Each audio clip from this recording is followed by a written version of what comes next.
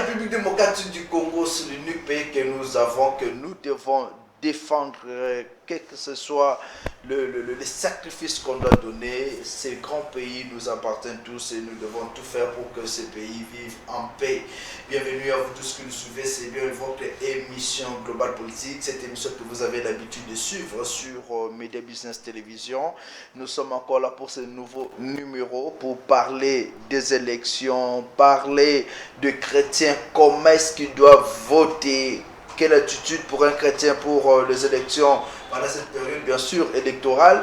Nous allons aussi parler de la société civile en République démocratique du Congo. Comme vous le savez bien, cette société civile participe à la bonne marche des institutions de ces pays et sensibilise aussi la population. Quel est son vrai rôle pendant cette période électorale? Sur ce plateau, nous recevons pour vous Monsieur Eric Kalala. Il est président de l'organisation de la société civile pour la paix en République démocratique du Congo. Il est déjà dans le mur. Bienvenue à vous. Merci mon frère. Merci. C'est un plaisir de partager ce plateau avec vous, chers invités. Merci. Nous avons présenté, vous êtes président de l'organisation de la société civile pour la paix en République démocratique du Congo. Ça fait combien de temps que cette organisation existe? Oui, ça ne fait pas aussi très longtemps. Vu les enjeux de l'ère et vu les réalités dans lesquelles notre pays est en train de passer, nous avons vu à un certain moment donné que les différentes structures de la société civile existantes et qui ont fait un grand travail durant toutes ces années commençaient à prendre un peu du froid en termes d'être au front tel qu'interlocuteurs et partenaires du gouvernement, et surtout continuer à défendre des valeurs républicaines en luttant avec les objectifs précis, la lutte pour le respect de notre intégrité territoriale, de non-ingérence aux forces extérieures dans la politique interne. Vous savez, à tout moment, quand il y a élection, c'est comme s'il y a des pères ailleurs qui veulent choisir pour nous et nous ne devons que subir. Ça s'est fait comme ça en Afrique et aujourd'hui, merci, parce que les Africains, la conscience commence à s'élever. On dit si ce sont nos élections, ça doit être réellement nos élections, c'est-à-dire les autres doivent nous observer et respecter notre choix. Alors nous sommes mis dans ces dynamiques-là, on a travaillé, on est allé vers toutes les structures existantes partout sur l'étendue de la République démocratique du Congo. Et pour finir, on a compris qu'il y avait une déficit qu'il fallait combler, c'est-à-dire qu'il fallait venir donner du souffle aux structures existantes. On n'est pas venu museler ce qui existait, mais on est venu tout juste donner du souffle pour un combat qui doit produire réellement ses fruits. Mais il y a déjà plusieurs organisations de la société civile. Nous connaissons ceux qui se disent sont présidents de la société civile nationale de la République démocratique du Congo. Il y a telle organisation de la société civile. Quelle différence doit-on prendre, retenir de votre organisation et celle des autres? Exactement. Nous, c'est l'organisation de la société civile pour la paix au Congo. Notre différence, c'est quoi? Nous luttons à la résilience, à la dénonciation, et nous voulons être vraiment interlocuteurs et partenaires du gouvernement. Ce qui veut dire, nous ne voulons pas être une société civile qui est une caisse de résonance de l'Occident. Puisque la plupart qui ont été, à un moment donné, ils se sont laissés instrumentaliser par les pouvoirs extérieurs. C'est ce que nous ne voulons pas. Nous voulons que les choses s'arrêtent et que les Congolais, à tous les niveaux, prennent leur destin en main. Alors, nous avons des objectifs aussi bien précis. C'est ce qui doit nous différencier avec les autres. Dans ces objectifs, par rapport aux enjeux de l'ère, que nous allons d'ailleurs parler, nous avons voulu et nous avons mis en place une mission d'observation électorale non partisane, qui n'est pas de l'opposition ou qui n'est pas de l'Occident, mais une mission qui est animée par les Congolais, avec les observateurs congolais qui vont travailler d'une manière aussi objective pour pouvoir donner la vérité, rien que la vérité, qui va sortir des urnes. Vous parlez trop du pouvoir extérieur, Oui. vous parlez trop de l'opposition, mais c'est comme si vous êtes prêt à accepter d'être manipulé par le pouvoir intérieur, puisque quand vous dites que vous ne voulez pas vous faire manipuler par les pouvoirs extérieurs, donc vous serez d'accord de vous faire manipuler par le pouvoir intérieur. Non, je le dis bien que la société civile, elle est neutre. C'est-à-dire, c'est la mère, parce que c'est elle qui incarne toutes les opinions, toutes les sensibilités de la population, de la nation. Nous pouvons même dire que la société civile, c'est l'âme de la nation. Et dans la nation, nous avons l'opposition, nous avons... La majorité de la société civile. Mais à un moment donné, la société civile, elle doit garder ses principes fondateurs. Un, c'est la résilience, c'est la dénonciation, et aussi, il doit être un partenaire, un interlocuteur. Il ne doit pas s'ériger en opposant, ou soit il est toujours du camp des opposants, et il voit que ceux qui sont au pouvoir sont des démons, ou soit il est avec ceux qui sont au pouvoir, il voit que les opposants sont des démons. Non, donc il n'y a pas de démons dans un sens et les anges dans un autre. Alors nous sommes neutres parce que nous sommes républicains. Nous défendons des valeurs républicaines. Mais nous ne sommes pas neutres lorsqu'il y a des intérêts de la nation qui semblent être brisés sous les dictats des autres puissances extérieures. C'est pourquoi nous avons comme objectif et comme mission, nous devons veiller à l'intégrité de notre territoire. Nous devons veiller à la non-ingérence des forces extérieures dans la politique interne. Ça veut dire que nous ne voulons pas qu'il y ait un Congo de demain qui doit subir toujours le dictat qui vient de l'extérieur. Voilà. Je vous pose cette question puisque ceux qui pensent qu'il y a aujourd'hui la société civile, ceux qui pensent qu'il y a société civile quand opposition, il y a société civile en majorité, il y a société civile. Vous êtes de quelle obédience politique? Vous êtes avec le pouvoir ou vous êtes avec l'opposition? La question elle est claire. Je sais que quand vous parlez de la société civile qui est avec le pouvoir, vous faites allusion à l'Église catholique, vous faites allusion à la Cinco, qui ouvertement dit ce qu'il pense. Et la Cinco a toujours agi dans un sens il existe. Nous ne venons pas en termes d'être des opposants du gouvernement ou les opposants du pouvoir. Nous venons pour être des partenaires. Nous sommes là comme partenaires du gouvernement. C'est ça le rôle de la société civile.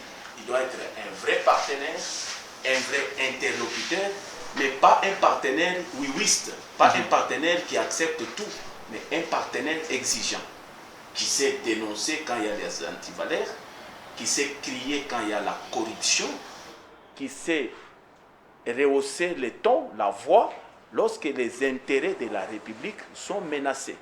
Voilà ce que nous venons faire. Voilà, nous sommes ouverts à tous les courants, c'est-à-dire l'opposition a sa place, et ceux qui sont au pouvoir, ils ont leur place, parce que nous sommes les interlocuteurs, nous sommes des citoyens républicains. Nous défendons ces valeurs, nous proposons aux gouvernants, là où on voit que là-bas ça ne va pas, nous proposons ce qu'il faut. Et quand nous trouvons qu'il y a des valeurs qui sont bafouées, nous crions. Voilà notre rôle.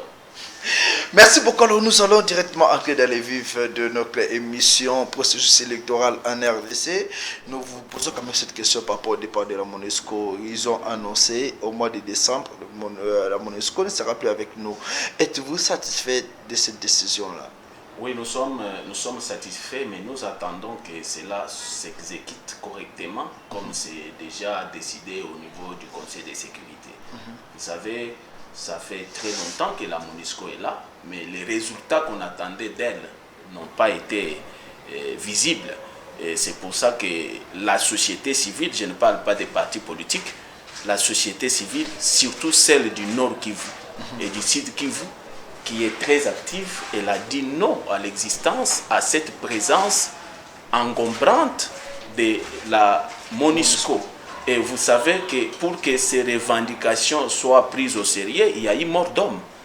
Il y a eu du sang qui a coulé de nos frères qui ont voulu marcher pour dire et au Conseil de sécurité et au gouvernement qu'on en avait assez avec cette présence improductive de la MONUSCO. Donc, comme c'est décidé qu'ils sont maintenant dans la voie de partir, je crois que le gouvernement va nous aider en étudiant toutes les modalités, en dressant ce qu'il faut pour que ces retraits soient effectifs, et ça nous fait énormément du bien. Vous pensez que notre armée sera en mesure de protéger la population assez bien et surtout les frontières de ces grands pays, la République démocratique du Congo? Oui, je pense bien qu'aujourd'hui, nous pouvons parler que nous avons une armée. Notre armée a connu beaucoup de choses. Nous étions avec une armée de façade et aujourd'hui, l'armée est en train de monter en puissance. On sent un nouveau souffle qui vient et surtout aussi la détermination de l'accompagnement de la société civile, donc de la population qui fait un seul corps avec cette armée. Je crois que si le gouvernement continue à y mettre beaucoup de sérieux, notre armée sera la fierté de la nation et la fierté aussi de la région. Vous parlez de ça puisque vous voyez les Wazalendo progresser, récupérer les frontières ou les territoires jadis occupés par le M23. Ça vous fait comment de voir ces groupes-là de jeunes déterminés, des jeunes Congolais, on doit se le dire, ce sont des Congolais, des jeunes Congolais déterminés pour protéger ces grands pays? Oui, je suis allé les rencontrer, ce n'est pas un hasard pour moi, ce n'est pas une surprise. Ah, vous les avez rencontrés? Plusieurs fois. Les Wazalendo? Oui, je sais que j'ai dit, ils sont au courant que je suis l'un de leurs. Ah, on peut vous appeler un Wazalendo à live? Sans problème. Je suis allé plusieurs fois les rencontrer pour aussi des missions aussi difficiles, parce qu'il fallait les faire comprendre quelle a été la vision du gouvernement pour qu'ils ne se dressent pas en hostilité contre et le gouvernement et l'armée. Alors, mais ils avaient ces capacités, c'est peut-être on les a compris en retard. Il fallait leur laisser le couloir d'agir et on ne parlera pas de l'influence du Rwanda dans le nord et le sud Kivu. Parce que là-bas, et les femmes, et les enfants, et les hommes, tout le monde est Wazalendo. Ok, voilà. Comme vous les avez quand même rencontrés, comment ça se passe, les civils qui manipulent les armes? Est-ce qu'ils ont suivi une formation? Et vous-même qui les avez rencontrés, c'était quoi leur motivation? Et après ça, qu'est-ce qu'on doit attendre de Wazalendo? Les Wazalendo, c'est la République ou rien. C'est la terre est sacrée. Et c'est cette motivation. Quand vous avez cette motivation en vous, quand vous avez cet instinct-là, l'instinct provoque d'autres capacités que vous n'avez jamais imaginées. D'autres capacités qui se sont enfouies en vous, que vous n'avez jamais rêvé. Et c'est cet instinct-là qui est en marche parce que même les ciels les accompagnent. Même les ancêtres les accompagnent. C'est la cause de la terre. La terre, elle est sacrée. Et vous savez, quand Dieu a créé l'homme, il ne lui a pas donné le ciel, il lui a donné la terre. C'est là que l'homme doit exercer, doit prouver son aura, ses capacités, son pouvoir. Votre pouvoir, vous l'exercez où? Si vous n'avez pas votre propre terre. Alors, les Wazalendo comprennent que nous sommes Congolais, c'est parce que nous avons nos terres, que nos ancêtres nous ont laissées. Et pour ça, même au prix du sang, nous sommes prêts à les défendre. Comme je vous ai dit aussi, que l'un de nos objectifs de la société civile, c'est veiller à l'intégrité du territoire. C'est sacré. Alors, c'est ce qui fait que parce qu'il y a cette motivation, il y a cet instinct, alors les ciels les accompagnent à manipuler les armes. Et ils peuvent même manipuler les avions. Et vous serez surpris qu'un jour, vous voyez les Wazalendo en train de piloter des avions de chasse. Comment c'est arrivé au fait? Non, c'est l'environnement. Quand vous créez un environnement, l'être humain s'adapte. Quand on a créé l'environnement d'instabilité, de guerre, d'humiliation, de viols, vous êtes dedans pendant une vingtaine d'années, au moins que vous ne soyez pas un homme. Ça va créer en vous certaines choses, et c'est cette révolte-là qui les a amenés à ces capacités qu'ils sont prêts à défier aujourd'hui les armées les plus civilisées ou les plus sophistiquées. N'oubliez pas que Guterres de l'ONU nous avait dit que les M23 avaient les armes les plus sophistiquées que même la MONUSCO n'avait plus. Mais aujourd'hui, sur le terrain, c'est un contraste. C'est les hommes qui ne sont pas allés dans les écoles de guerre, mais qui peut-être avec les moyens de bord, ils sont en train de faire ces exploits. C'est pour vous dire que le ciel est avec les Wazalendo. Et selon vous, avec la force que représente aujourd'hui Wazalendo, quelle est l'audience, quelle est la force du chef de l'État Félix-Antoine Tshisekedi de la partie Est? Est-ce qu'il est considéré, il est aimé, ou bien on se dit, bon, écoutez, ce sont les Wazalendo qui se battent et non, rien à voir avec les Wazalendo, leur force vient d'ailleurs du chef, du chef Félix.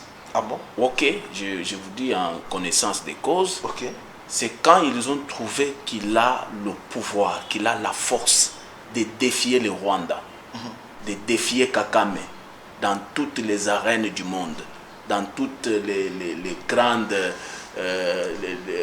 réunions qui se sont faites par-ci, par-là. Le président n'a pas mâché les mots de dire les choses telles qu'elles sont. Et pour eux, je ne parle pas seulement de Wazalendo, je parle de toute la population de l'Est. Ils ont dit maintenant, nous trouvons un gardien du temple, un sauveur. Nous trouvons quelqu'un qui peut défendre notre cause. Et c'est lui qui n'a plus peur, qui n'a pas cédé aux menaces qui lui obligeaient à aller négocier, à aller dialoguer. Il a dit pas question. Et ils ont dit celui-là, c'est un chef de guerre. Et nous nous retrouvons en lui.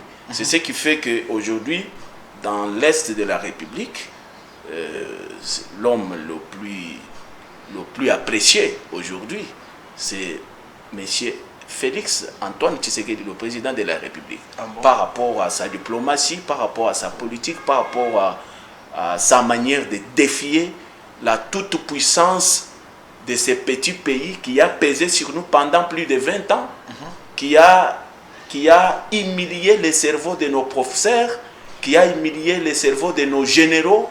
À un moment donné, chaque chose a son temps. Il y a toujours un commencement et une fin. On a compris qu'il y a maintenant de l'élan, il y a un nouveau souffle dans la personne de Félix, le chef de l'État, qui peut mettre fin au règne du régime de Kagame et de son ombre sur le Congo. C'est ce qui fait qu'aujourd'hui, tous les gens de l'Est, il n'y a pas match. Il l'aime. Je ne suis pas venu faire sa campagne ou sa propagande ici, mais ce que je dis, c'est une observation claire qu'aujourd'hui, à l'Est, il n'a pas un concurrent. Pourquoi? Parce qu'il a pris une position claire face aux menaces du voisin, du Rwanda, du président Kagame. Voilà. Je vous pose cette question avant de savoir ce qui attend le Wazalendo d'après cette guerre. Hier, la République était dirigée par un monsieur de l'Est, Joseph Kabila Kabange, l'ancien président. Aujourd'hui, le pays est dirigé par un monsieur du centre, Félix Tshisekedi du Kasaï. Pourquoi est-ce que cette population-là ne s'était pas levée pour bouter dehors le M23? La République était toujours menacée, était toujours à la merci des groupes rebelles. Est-ce la politique ou c'est plus que seulement on aime l'individu de Félix Tshisekedi? Non, il y a une réalité. Pendant les 18 ans du règne du président sortant Kabila, il y avait une influence comme pas possible du Rwanda. Non seulement à Goma, ni à Bukavu, mais jusqu'à Kinshasa. Vous pouvez vous-même voir ce qui se passe dans les institutions. Et le peuple ou la population de l'Est comprenait qu'il n'avait pas un partenaire qui pouvait défendre leur cause, qui pouvait parler librement. Vous savez que le régime de Kabila était dans la poche de Kagame. C'est lui qui pouvait nommer, qui pouvait faire révoquer, que ce soit les généraux, que ce soit les les personnalités politiques. Et alors, ce qui fait aujourd'hui, même au début, lorsque le pouvoir s'installe avec Félix, qui était en accord avec FCC, ça ne passait pas à l'Est. On les traitait d'être marionnettes. Et les gens de l'Est disaient, il est venu pour la continuité du pouvoir de Kabila. Nous serons toujours sous l'emprise du Rwanda. C'est juste quand le M23 commence son mouvement et que le président prend son courage de pointer du doigt Kagame et les défier en public partout dans le monde, au niveau de l'Union africaine, de la SADC, aux pays de la région, même à l'ONU. Alors maintenant, le peuple a compris que réellement, nous avons un libérateur, nous avons quelqu'un qui sait parler, nous avons quelqu'un qui est franc et qui dit non quand il faut dire non. C'est ce qui provoque aujourd'hui la sympathie et la popularité de Félix dans les zones de l'Est. Voilà. Que deviendra le Ouazalendo après cette guerre, puisque bientôt là, ils sont presque à la porte de Bunagana. Après ça, qu'est-ce que le Ouazalendo va devenir? Est-ce qu'ils vont intégrer le FARDC ou ils vont rester un groupe de résistance? Voilà. On a eu une loi des réservistes ici, qui a été déjà votée au niveau du Parlement. Je crois que si le gouvernement peut nous écouter, nous n'aurions pas de meilleurs réservistes en dehors de Ouazalendo. Donc pour moi, pour la société civile, ce sont des personnes qu'il faut bien répertorier, bien identifier, approcher et encore leur donner des formations qu'ils manquent, les garder parce que ils savent bien la zone de l'Est. Quand vous quittez l'Ouest pour aller combattre à l'Est, ce n'est pas facile. Et ils ne connaissent pas, c'est leur milieu naturel. Ils connaissent tout. Pour nous, il faut qu'ils soient bien encadrés. Ça, c'est le premier élément. Le deuxième que je voulais que vous sachiez, les Ouazalendo, ce sont des citoyens congolais. Ce sont des commerçants. Ce sont des agriculteurs. Okay. S'il n'y a pas combat, ils sont dans les champs. S'il n'y a pas combat, ils sont dans les mines. S'il n'y a pas les combats, ils font leur commerce. Ils ont tout juste besoin de la paix. Voilà. Rien d'autre. Rien d'autre. Quand il y aura la paix, les Ouazalendo n'auront pas les armes parce qu'ils ne tuent pas leurs propres frères. Ils n'ont jamais été ennemis du gouvernement. Ils n'ont jamais été ennemis de la FARDC. Voilà. En dehors des groupes ou des milices formées avec les clivages communautaires, comme le Codeco et les autres, mais ceux qui sont réellement des Ouazalendo, des vrais Maïmaï, ils combattent pour des causes justes qui touchent rien que la République. Et quand la République est dans la paix, chacun est... Parmi eux, il y a des enseignants. Parmi eux, il y a des commerçants. Okay. Oui, ne voyons pas seulement comme une bande des œuvrés, non. Alors, quand il y aura la paix, ceux qui vont intégrer l'armée comme réservistes, ils seront répertoriés. Quand il y aura la paix, ceux qui vont retourner dans leur milieu naturel, ils le feront. Ils ne sont pas une menace. Les Ouazalendo ne sont pas une menace pour la République démocratique du Congo. On continue avec cette émission Global Politique. Nous vous rappelons que nous recevons sur ce plateau le président de l'Organisation de la société civile pour la paix en République démocratique du Congo, M. Eric Kalala. Maintenant, nous allons parler du processus électoral en RDC, captation de l'opposition en Belgique, à Bruxelles. Précisément, l'opposition veut avoir un candidat unique qui fera face à Félix-Antoine Tshisekedi. Vous êtes de la société civile, vous pensez que cette initiative a sa raison d'être de voir les opposants congolais qui vont aller débattre en dehors de ces grands pays pour trouver un candidat qui fera face à Félix Tshisekedi? Oui, je sais que nous avons malheureusement une opposition qui n'est pas bien préparée aux échéances électorales. Nous aurions bien voir parmi les candidats quelqu'un qui s'élève, qui parle de son projet, de ce qu'il veut pour remplacer le pouvoir en place. Bon, nous observons, mais c'est malheureux que nous parlons ici que ce n'est pas cette époque-là où on doit se réveiller le matin et attendre quelqu'un qui doit venir parce qu'il a l'appui de tel ou tel pays de l'Occident. pour venir faire la loi ici. Je crois que les temps sont en train d'évoluer. Il faut voir ce qui se passe au Mali, il faut voir ce qui se passe ailleurs. Les Africains ne supportent pas ça aujourd'hui. Et surtout, malheureusement, ce qui sera malheureux pour un candidat unique qui viendrait de l'Occident, puisqu'on l'attend à l'Est. Vous savez, les gens de l'Est, nos frères, ils ont déjà une certaine compréhension. Mais ils ont déjà un candidat. Non, qu'ils en aient ou pas, mais ils ont déjà une compréhension. Ils savent que tous les mal que nous avions connus durant toutes ces années, les guerres, les viols, les humiliations, derrière, c'est l'Occident. Derrière, c'est l'Union européenne. Derrière, c'est telle puissance. Excusez-moi, moi j'ai un franc-parler. Oui, on aime ça. Oui, j'ai un franc-parler. On a besoin de la vérité. Quand vous devez parler comme ça nous fait du bien. Oui, oui. Alors, et ils connaissent ça. Et ils ont vu comment l'Occident a cherché à tisser les profils des personnes qu'il devrait imposer. Et nous, on observe. Et celui qui sera choisi comme candidat unique là-bas, nous, on observe. Nous ferait quand même l'affaire et il pourrait bien affronter Félix Tshisekedi. Non, on observe. Félix est là, il a ses prédicateurs, il a déjà ses ouailles qui ont crié en lui. Et c'est lui qui vient avec la bénédiction de la France, de la Belgique ou de la Grande-Bretagne. Nous, on observe. Et les Congolais comprendront bien que voilà, celui-là, il vient au nom de la Grande-Bretagne, au nom de Belgique, au nom de la France. Et au nom de la population congolaise. Et nous, on l'attendra. Et il sera le bienvenu. Alors, Denis Kadima a été reçu par nos confrères de la TV5 Monde.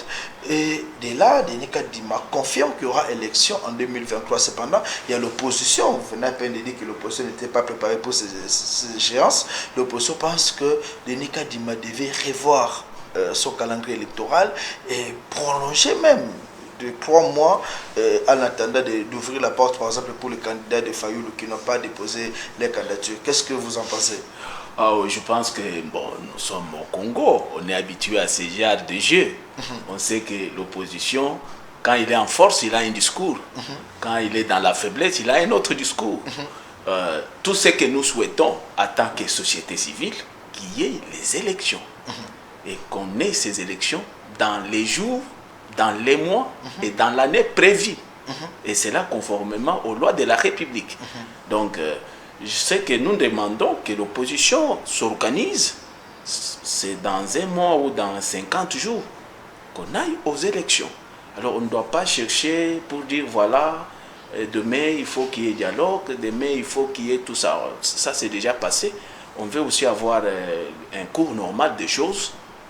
On a géré pendant 5 ans par le pouvoir en place. Le pouvoir organise bien les élections. Qu'il y ait ces élections et l'opposition, si l'opposition est vraiment prête, qu'elle aille aux élections. Et voilà. Si l'opposition peut aussi discuter avec le pouvoir pour... Non, ça, ce n'est pas au niveau... écoute, la CENI ne dépend pas des passions des partis politiques. Vous comprenez? Que ce soit celle du pouvoir ou celle de l'opposition. Oui. Donc, c'est une structure technique, elle joue bien son rôle. Organiser les élections au temps et au jour prévu. Et que tous les challengers se mettent en course. Ça sera de bon cœur. Et la population, le peuple, va se décider. Voilà. Je vous pose cette question avant de parler des chrétiens, de la population, de l'attitude que les gens doivent avoir pendant cette période électorale. La FCC demande qu'il y ait la paix à l'Est, à Komout. Ils ont manifesté cette envie-là devant la délégation de la SADC qui était ici à Kinshasa, qui continue encore à être là. Nous avons vu le président Mbosso qui a dit que les élections auront bel et bien lieu en RDC. Il a confirmé devant la délégation de la SADC. Quand vous prenez ces deux délégations, FCC et l'Union sacrée par Mbosso, il y a contradiction. Vous ne voyez pas qu'aujourd'hui, il serait mieux d'organiser quand même un milieu ou un dialogue pour que les deux camps se mettent ensemble pour que tout le monde participe aux élections? Je sais que dans une démocratie, on ne voit pas les choses toujours de la même manière. On laisse la démocratie aller de l'avant. Ceux qui sont prêts pour les élections, ils se sont pointés. Ils se sont présentés comme candidats à l'élection nationale des députés, et puis ceux qui ont voulu concourir avec le président sortant. Voilà. Alors, si on est parti politique, on doit s'assumer. Si on ne veut pas aller aux élections, on se tait, on observe. C'est ça, non? L'IDPS l'avait fait en 2006. Il a boycotté. Il a même empêché ses ouailles, ses partisans de s'enrôler. Mais le bâton n'était pas arrêté. On a fait les élections. L'IDPS n'était pas dans les institutions. Le Congo a continué. Donc, FCC peut s'organiser autrement. S'il trouve qu'il n'était pas prêt à aller aux élections à ce moment, il peut encore prendre le temps de s'organiser pour 2028. Mais chercher le prétexte de Kwamouth ou de la paix, oui, tous nous voulons qu'il y ait la paix. Il n'y a personne qui est contre ça. C'est d'ailleurs une bonne démarche. Mais la paix, elle se construit. La paix, elle se construit. Elle se construit dans le temps aussi. Il faut prendre tout ce qu'il faut pour arriver à cette paix. Mais comme nous sommes dans cette période où on doit changer ceux qui dirigent, si vous êtes prêt pour la compétition, il faut y aller. Si on n'est pas prêt, on encourage ceux qui sont prêts à partir. Voilà. Mais chercher le prétexte de Kwamouth, de ceci, bon, on a déjà vécu ça, non? Quelle attitude adopter pendant cette période électorale où la population sera excitée de voir tel candidat? Quelle attitude? Les chrétiens surtout. Puisqu'il y a de ces chrétiens-là qui ne savent pas faire un choix. Il y a de ces chrétiens-là qui se feront peut-être persuader par certains candidats. Quelle attitude? Je commence par là. Là, je vais parler en chrétien. Je vais parler en prédicateur. Je vais parler en prédicateur, je vais parler en chrétien. Je serai libre pour parler sur ça. Alors, vous avez déjà la question, non? Quelle attitude? Oui, j'ai compris la question. Quelle attitude on doit prendre si on est chrétien pour les choix? Qui est-ce qu'il faut choisir? Avec quelle attitude? Moi, je vais parler en prédicateur. Ça veut dire que je vais donner la lumière. Voilà. Une lumière naître. Quand vous lisez 2 Samuel chapitre 5, le verset 1er au 2e, David a commencé à régner à Hébron sur 2 tribus et le reste des 10 tribus ne l'ont pas accepté. Bien qu'il était oint par Dieu, bien qu'il était déjà choisi par Dieu, il a été oint par Samuel, vous connaissez l'histoire. Et quand Dieu l'a trouvé, il a dit, j'ai trouvé un homme selon mon cœur. Mais tout Israël ne l'avait pas accepté.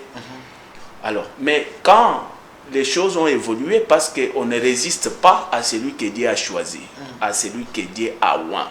Finalement, le peuple a compris, après la mort de Joab, après la mort d'Abinadab, après la mort des autres qui étaient dans le camp de Saül, ils ont compris qu'on ne pouvait pas résister contre les choix de Dieu.